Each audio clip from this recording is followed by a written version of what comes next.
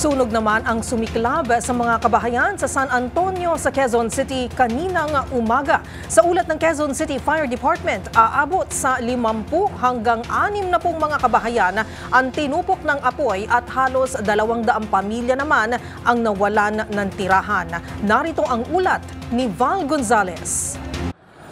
Nasa 50 hanggang 60 kabahayan ang nilamon ng apoy sa sunog na sumiklab sa West Riverside, Barangay San Antonio, Quezon City.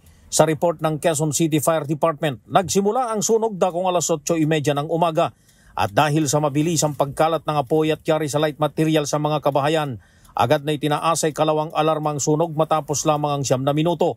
Malaki ang bilang ng mga bombero ang dumating. Pumosisyon ang mga ito sa harap at likuran ng nasusunog na mga bahay. Alas 9:51 o bago mag-alas 10 ng umaga ay under control ng sunog.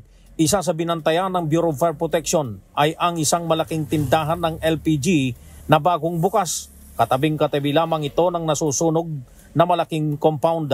Mabuti na lamang at mayroong malaking firewall na naghihiwalay sa nasunog na mga kabahayan na wala namang naitalang nasugatan o nasaktan sa sunog.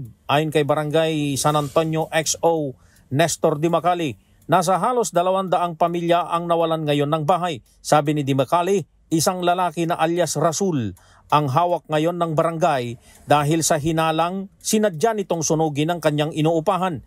Hindi na raw kasi ito nakakabayad. Opo, ayon po sa mga residente rito, allegations nila, allegedly, sinadya. Nagsimula dun sa bahay ng alias Rasul. Sinadya niyang sunugin, sir? Allegedly. Bakit daw, sir? Hindi. Kasi di daw nakakabayad.